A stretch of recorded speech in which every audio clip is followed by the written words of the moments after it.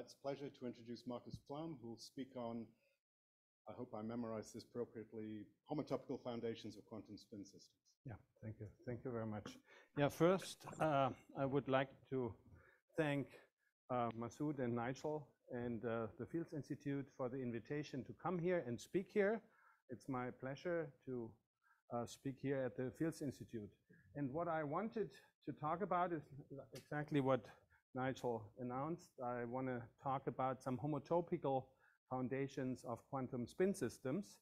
And the idea is to connect homotopy theory and C-star algebra theory and try to get a hold on or improve the understanding of quantum spin systems. To my knowledge, the connection of homotopy theory with C-star algebra theory has not been that intense so far. And yeah, I've talked to a couple of people in operator algebras, C-star algebras, and the answer was usually, there's not that much known. So we try to combine these two theories a little bit and see how it goes and how we can achieve progress in the understanding of quantum spin systems.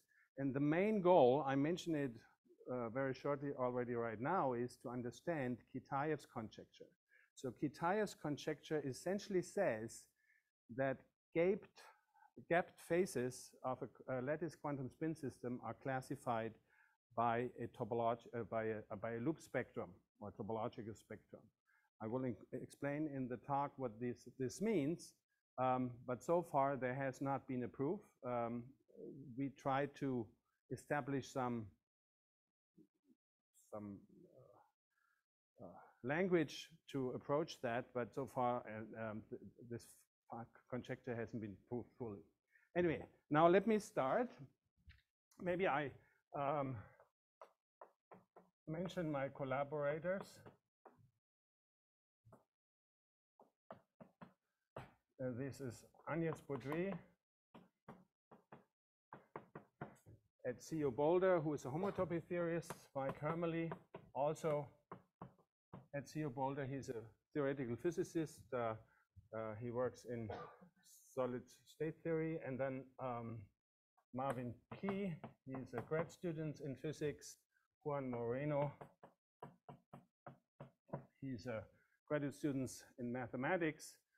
And Daniel Spiegel, he was a mathematics graduate student, no, a physics graduate student last year at Boulder and is now at the University of California in Davis. Okay, the general setup is C-star algebraic quantum mechanics. And maybe I'll very briefly explain how that works. So you have a C-star algebra, A, and I assume always this to be unital, to make things a little bit easier. And its self-adjoint elements are the observables of the quantum system it describes. Okay? And then you have the state space, or space of states. So it sits in the dual, and just by definition, I mean, this is the positive linear normalized functionals. These are the elements. And these form the states of the quantum system. Yeah? So it's not only mathematically a state, but also from the point of physics. Okay? And now, important for physics is how do you encode measurement? And that's actually given by the evaluation. So you have a system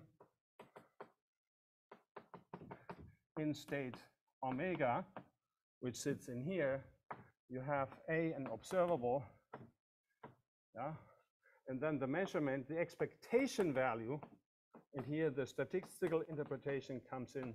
The expectation value of the measurement is just EA of omega, which is nothing else than the evaluation omega of A. Okay, so that's just as the very general setup. And now let me come to a lattice spin system or quantum lattice spin system.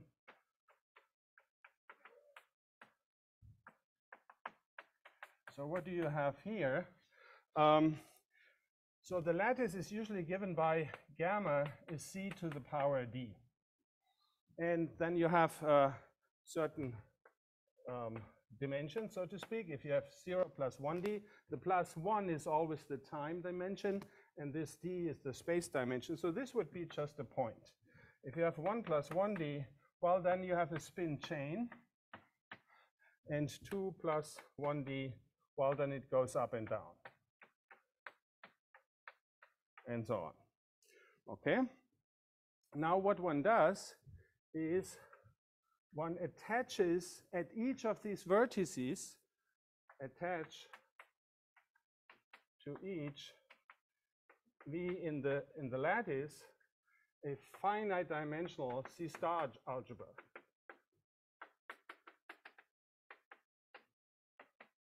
A V. Mostly, and that will later be the case, A V will be something like V of H, where H is a finite dimensional Hilbert space, yeah? Okay. Now, what one wants to do with this setup is one wants to construct a C star algebra which encodes the quantum mechanical system of that quantum lattice spin system. So for lambda finite in gamma, one defines A lambda is the tensor product of all V in lambda, the A V. Okay, then you get a C star algebra.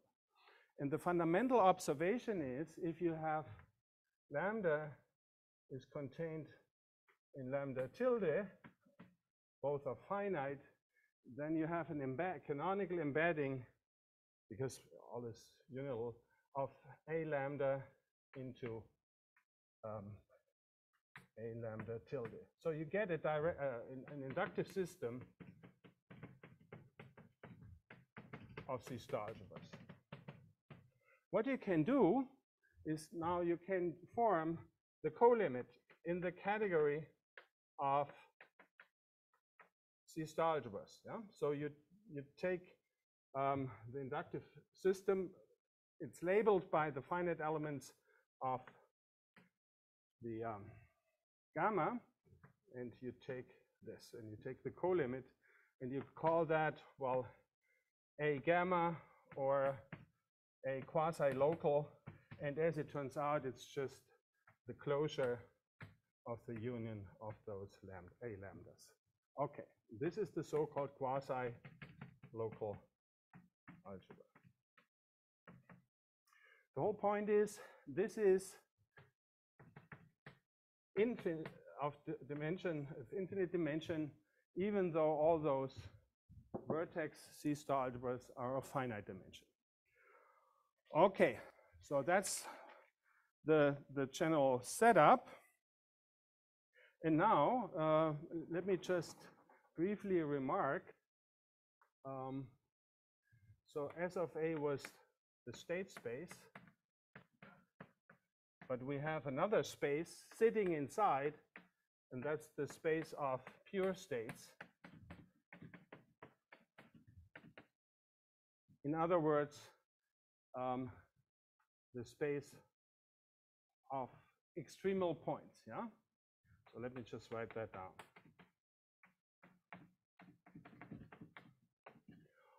Okay, so this was, so to speak, the general setup, and now we need to come to quantum spin systems somehow, yeah? And topological phases. Again, the conjecture by Kitaev says that topological phases are classified by loop spectrum, so one needs to define what are topological phases. And this is actually a concept where there is so far no uniform agreement about, yeah? So this is still, so to speak, work in progress, yeah, between physicists and mathematicians. Okay, but let me nevertheless give you some working definition. Yeah, working definition of topological phases. So assume you have been given a representation of this quasi-local algebra A gamma on some Hilbert space. Okay, and assume H, straight H, is a Hamiltonian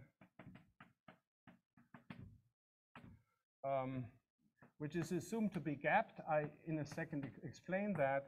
And in an admissible class. So here, what this admissible class is, that's already a bit unclear, but in general, or mostly, it means that it has, for example, finite range. What you can do is you can consider, so to speak, trivial Hamiltonians which act only point-wise, vertex-wise. But if you have interactions, you can interact a point with its neighboring point. And if you have a finite range interaction, it cannot go from a point infinitely out. Yeah? And what you do is you restrict the class of Hamiltonians to those with finite range. There are sometimes additional properties like certain cutoff or exponential decay or other properties you allow, but mostly finite range is a good choice. Anyway, okay, and gapped, what does gapped mean? Well, we know the Hamiltonian is self-adjoint, so the spectrum lies in R, and it's assumed that it has the following form. It's contained in lambda 0 union lambda 0 plus epsilon infinity, where lambda 0 is obviously then the smallest eigenvalue. Without loss of generality, you can assume lambda 0 is 0. You just shift the base point, so to speak. And epsilon, this is the gap. Yeah? You also assume that this is an eigenvalue of multiplicity 1. So the dimension of that eigenspace is 1. So, okay. And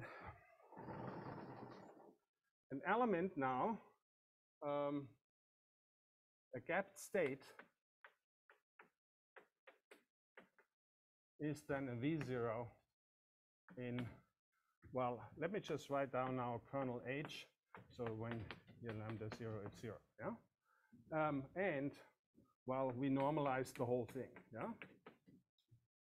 Okay, that is a gapped state. Now for topological phases, and here I think the first time some kind of homotopy theory comes in. So assume you have another gapped phase, not gapped phase, gapped state. So V1 is another gapped state.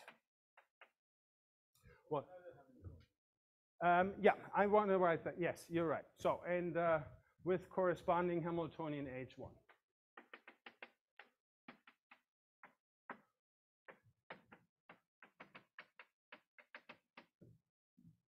H1, again, that needs to be gapped and needs to be in the admissible class. Yeah? Okay.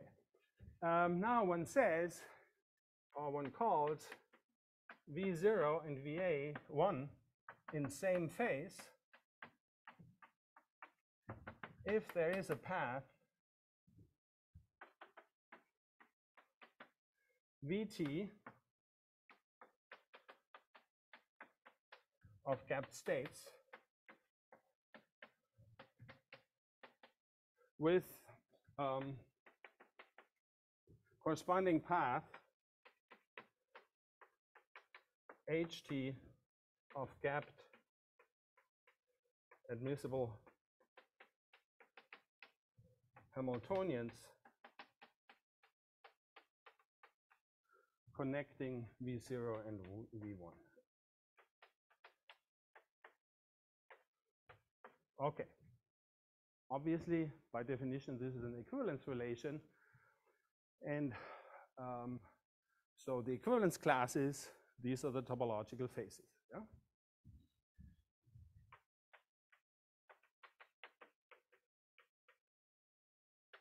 These are topological phases. Okay, so that's the fundamental definition. And you see here, well, we have paths that cries for a homotopy theory, or at least a little bit. This is a pi 0 of something. Yeah?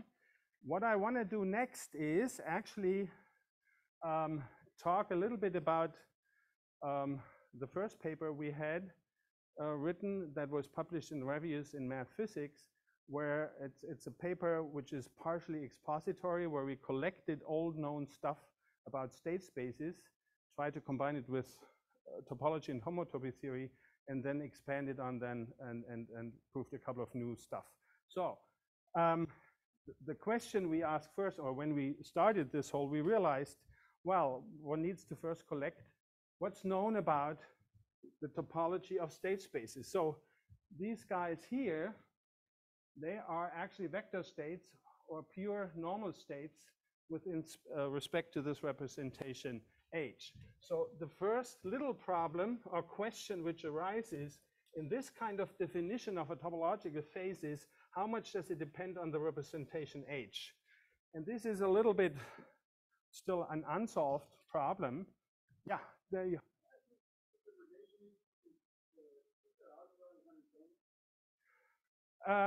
Well, the Hamiltonian sits obviously in this Hilbert space script H, and that is, so to speak, the relation. It is a Hamiltonian within a representation of that C star algebra. What the proper way to do this, and this, to my understanding or knowledge, this hasn't been worked out, is you could also look at automorphism,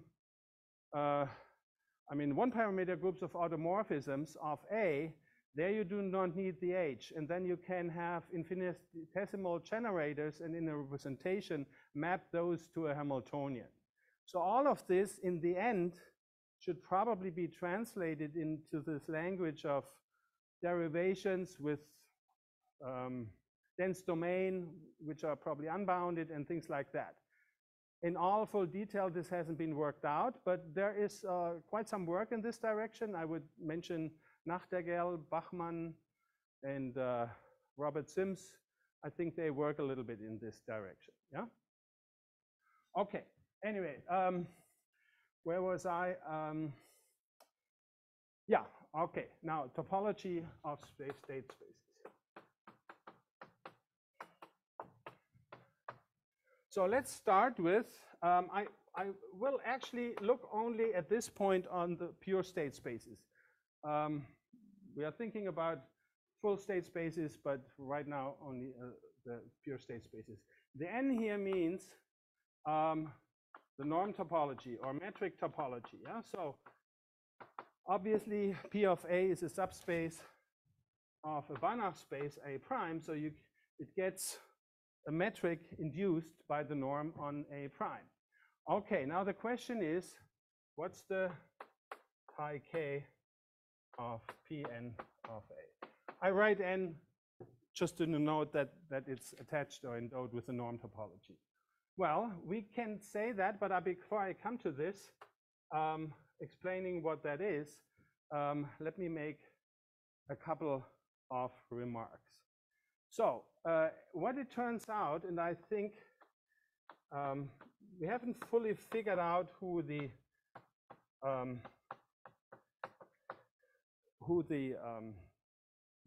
those people were in math physics who really proved that for the first time, but the earliest we could find was a paper by Roberts and Rebstorff. Roberts and Rebstorff were both former students of Rudolf Haag and came in this algebraic quantum field theory.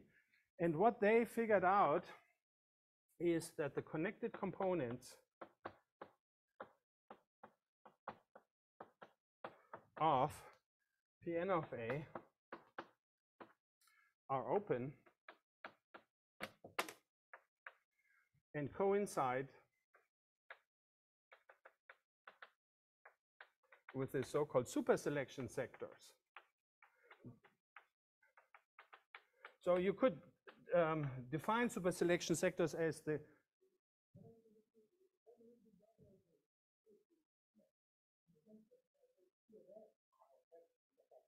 yeah. Yes. Okay, fine. No, so what I was saying is that if I take the simplest system algebra, which is continuous functions on X, Yeah, where X is a compact space, if I use this topology on the pure states, I get the discrete topology on X. Yes, but here, I mean, this is highly non-commutative. Yeah. Okay. So, No, but what I have in mind is that, okay, this should be taken as a first statement. I mean, okay, because there are much better topologies on the yes, state I space. agree. Okay. I agree. I fully agree, and I will. This will be part of the next 5 minutes. But it's nevertheless an interesting and actually it has some interesting differential geometric interpretation. But what are super selection sectors? And they appear really essentially only in the non-commutative case. So you call two states, omega rho in PA, are called equivalent if their GNS representations, pi omega and pi rho, are unitarily equivalent. Yeah. Obviously, this is an equivalence relation because unitary equivalence of representations is one. And the equivalence classes, these are the super selection sectors. Equivalence classes. Let's write EC, yeah? Okay. And maybe I'll continue here. And there's this theorem which now gives an identification of super selection sectors, the connected components of Pn of A, and last of those vectors coherently superposable. So this is a typical physicist notation, which I don't want to go into detail.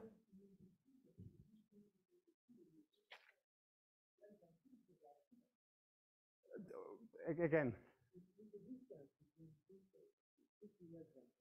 Yes, yes, yes, that's right. Yes. But let me just nevertheless go to assume now you have pi from A to H, an irreducible representation. Then, and let S be the connected component or a super selection sector of omega pi. Yeah, so that's the state which corresponds with pi. And then what you have a map from the projective Hilbert space of H omega to this S. And this maps any array C psi to the following state: A goes to psi pi of A psi. And as it turns out, this is a bijection. And what you can do now is this guy here, this is an, I mean, I assume everything is infinite dimensional and separable. Yeah, so I don't want to talk at this point of the finite dimension case. So this is an infinite dimensional Kähler manifold.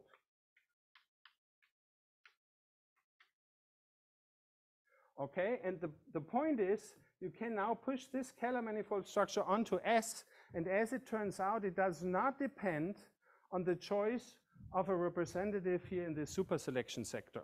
Yeah, yeah, okay. Yeah, it's because the transition maps. Okay, now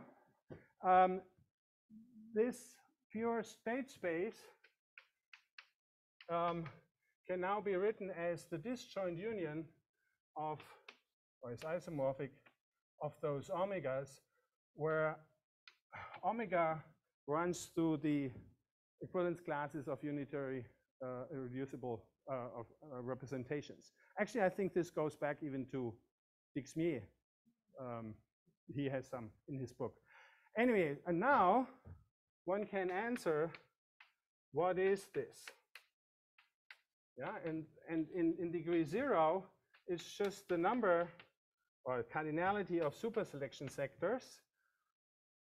Then it turns out what is, I mean, one can, through using Kuiper's theorem, one can compute the homotopy groups of this infinite dimensional Kähler manifold. And as it turns out, I mean, Kuiper's theorem tells that the sphere in infinite dimension is contractible.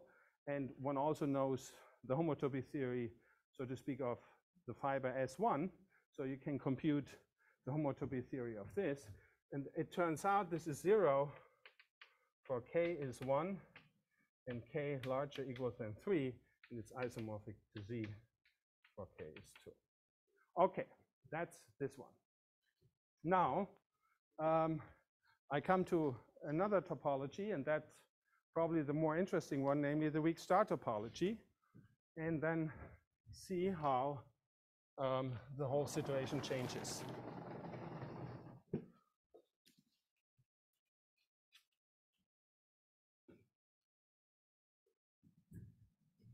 So in the weak star topology, P W star of A. So as it turns out, I mean, there has been, it goes back to actually work of Cadison, Eilers, and many others. Let me just, so there's one theorem. If A has non-zero faithful irreducible representation, then PA in the W star, in the weak star topology, is connected. Okay, our representations, those quasi-local algebras, they are simple. Yeah, let me just write down A gamma are all simple. So obviously they have a faithful irreducible representation, which tells that then this pi W star is connected. There's even more, and essentially it goes back to work of Eilers, namely that for A separable,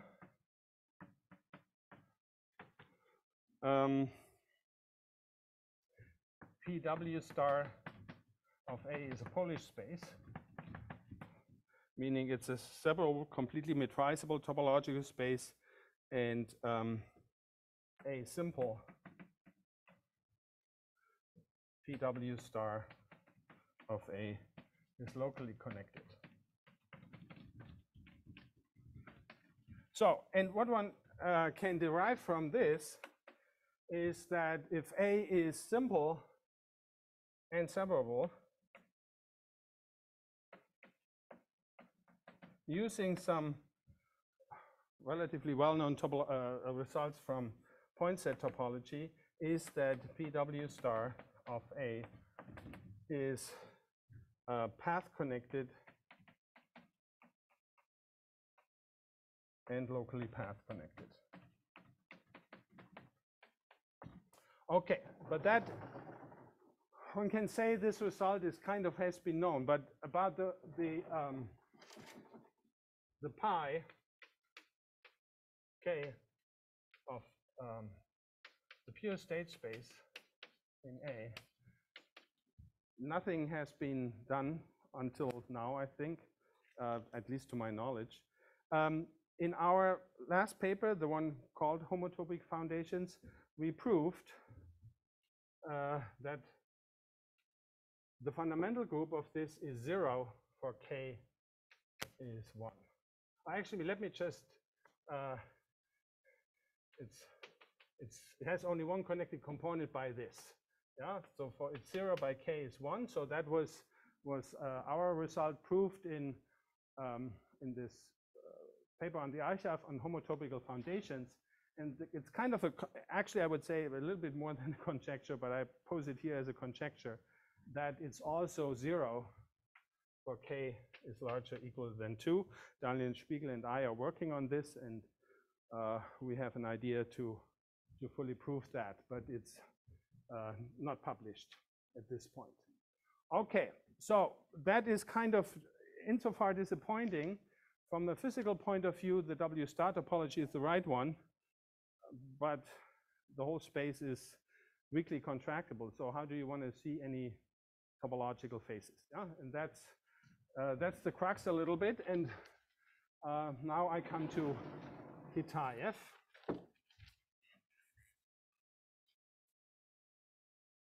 And the topological spectrum.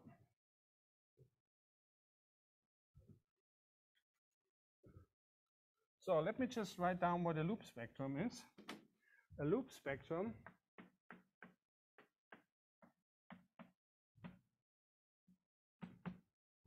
Y is sequence of topological spaces, usually CW complexes, but Y is Y0, Y1, and so on, with weak equivalences, or with weak homotopy equivalences from YD to omega YD plus 1. So omega, that's the loop space. And this means that in degree D, it's weakly equivalent to the loop space of the Y in a degree higher. Yeah? And no, based loops. Thanks, based loops. So, so these are actually a sequence of pointed, let me just write based. Yeah. So this is really important. You have at each one you have a base point, and the loops are at this base point. Okay. And now, so the Kitaev conjecture says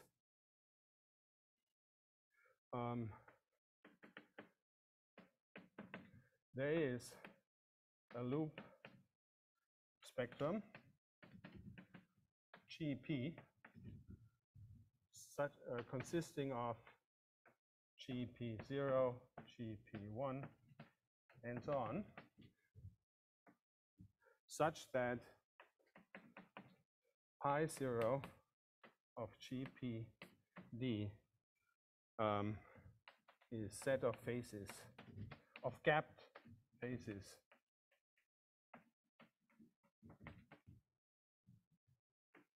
in D plus 1 dimensions.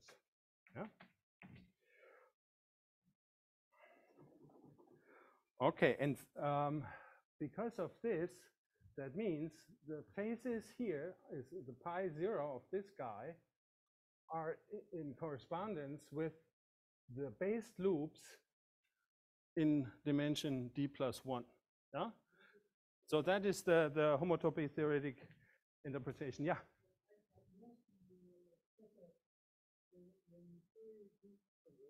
Yeah. So the phases of which Hamiltonian would which? The point is, this is a little a tricky thing because there is no fundamentally fully agreed upon definition of what a phase is. What I had in the beginning is a working definition, and you say a phase is an equivalence class of gapped states for which there exists such a path of Hamiltonians which are admissible going from V0 to V1. And that's an equivalence class, and you just take, it's an equivalence relation, and you take the equivalence class and you want to describe that as through such a spectrum. And the important observation here, or message, is that the dimension D is connected with dimension D plus 1.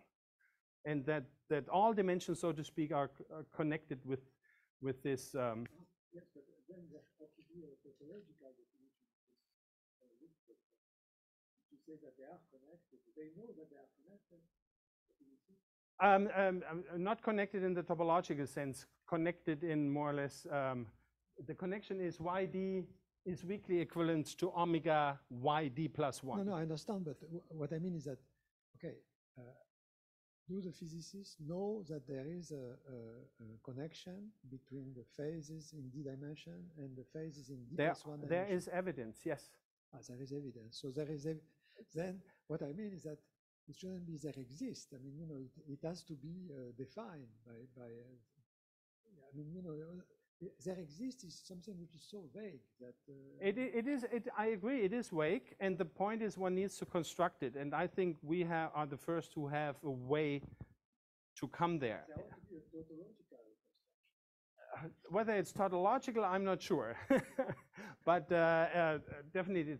Let me just continue a little bit, and then we'll see. Anyway, the conjecture is there exists such a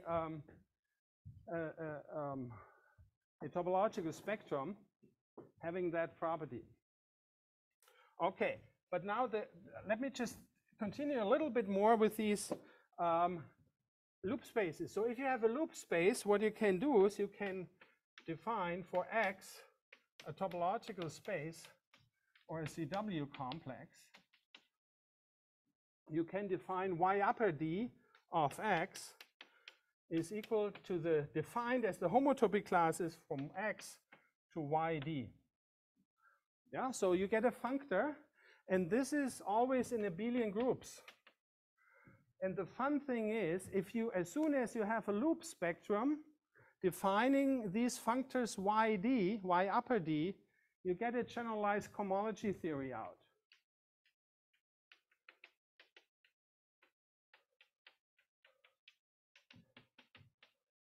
Yeah, so every such loop spectrum gives a generalized cohomology theory. What does that mean? It's a theory on top of CW complexes or topological spaces which fulfills all Eilenberg-Steenrod axioms besides the dimension axiom. And now there's a kind of converse, and that's the so-called Brown representability.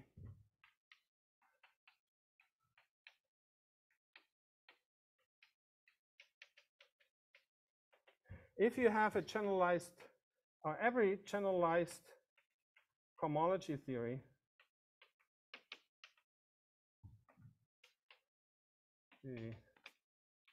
comes from a loop spectrum. Yeah, and so what you do in this modern homotopy theory and algebraic topology, you regard generalized cohomology theories as independent objects, and actually you describe them by their loop spectra. Yeah? Topological K-theory of spaces is a generalized cohomology theory, as is well known in this community, and the corresponding in the complex version loop spectrum is KU. Then Thom's cobordism theory is also a generalized cohomology theory. It has a corresponding loop spectrum. Also there's an algebraic K-theory spectrum, and there are many more, yeah, with topological quantum field theory and so on. So many more appear. Okay, and now let me just try explain in the last couple of minutes. So our kind of ansatz, how we hopefully at some point end up with such a loop spectrum. So we look at parametrized phases.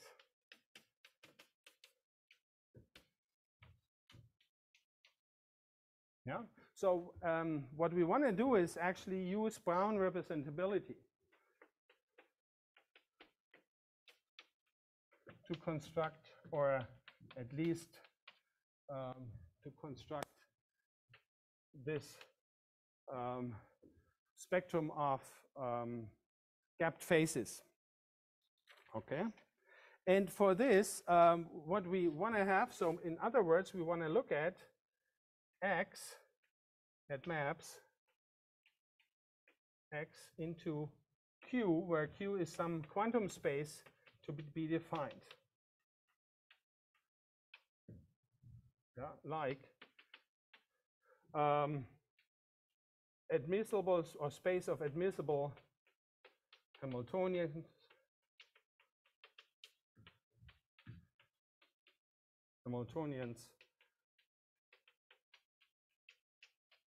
or appropriate space of states.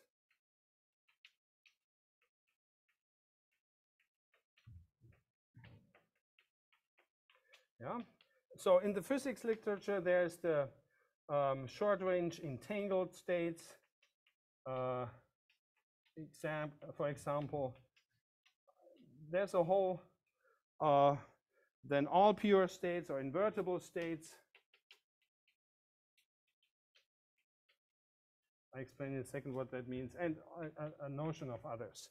So there, it's a little bit one task we see as the task for us in this group is to really write down mathematically well-defined quantum spaces. Yeah.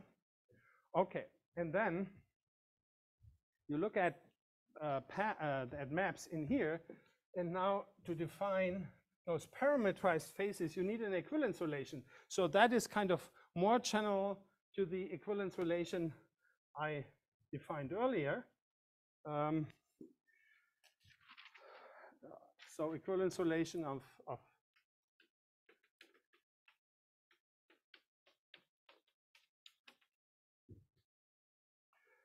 so 0 is change under isomorphism. That's more or less a trivial one. I just mentioned it for completeness. The second one is under deformation. That's so in other words, that means if f and g from X to this quantum space are homotopic. And the second one is under stacking. That's the physicist's word, and the mathematician's word would be stabilization.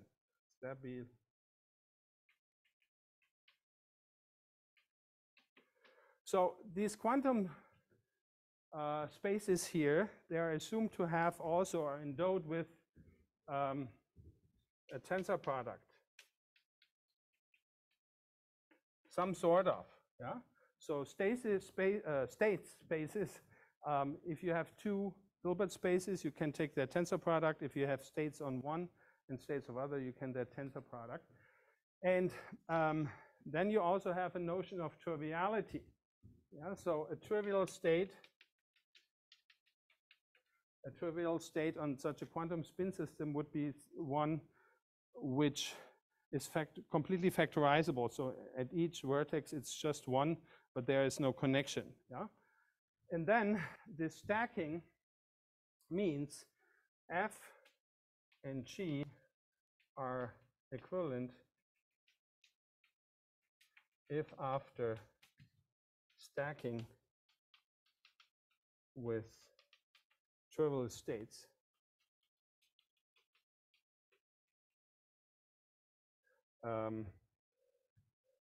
so F, I denote this stacking, let's call this trivial, let's just call this 1 to a couple of times. This is isomorph to G stacked with 1 after maybe m times. Yeah, I mean this this is looks kind of like K theory. Yeah, where you have some stabilization. Yeah, and now you define parametrized topological phases as equivalence class with this. And the standard ones, the one I defined or had the working definition in the beginning, is where you let X be a point. Yeah, so it's not a parametric thing. It's just these are elements in those quantum spaces, whether they're Hamiltonians or gapped states or short range entangled, and then you see what you do. Yeah? Okay, and parametrized topological phases are equivalence classes with respect to,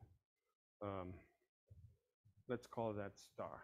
Yeah, that's obviously an equivalence relation. Okay, and now let me just briefly ask Nigel. So how much? In theory, 3 minutes. Okay. Yeah, then let me see what I can say in 3 remaining minutes. So what we have done from now on, we were able, we defined another concept, namely that of a so-called quantum state type. Yeah, but I don't want to. I skipped that. Another concept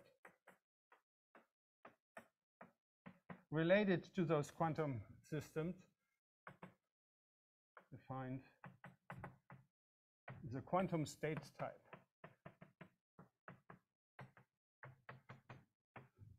And these are essentially maps, I'll call them Q, from the category of finite dimensional Hilbert spaces with their tensor product to the category of compactly generated topological spaces. And it maps H to some Q of H. And an example is, well, you take the pure state space, yeah, and now the pure P gamma.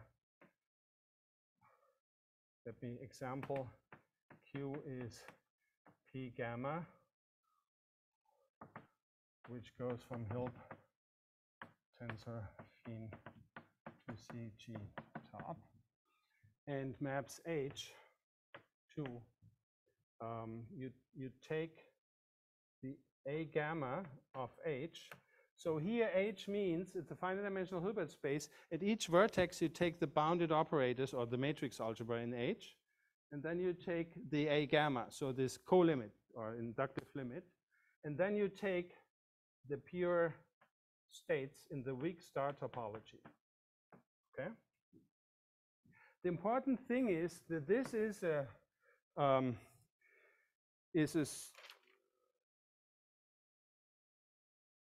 symmetric monoid. It's a monoid, a lax monoidal functor.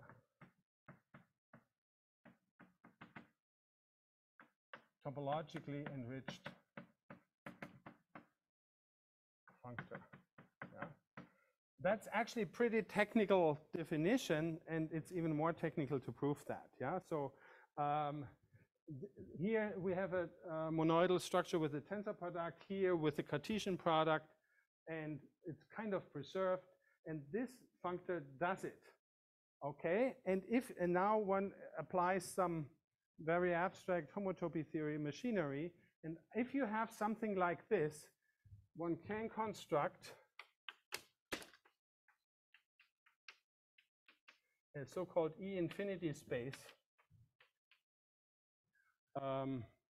Let's call that for brevity now just Q infinity out of such a Q. And Peter May has written many papers and monographs on these constructions. They are pretty technical. Definitely not to be, I'm not able to recall them in a minute, but I just mention it and give the reference. And what turns out is that such an E infinity space is an infinite loop space.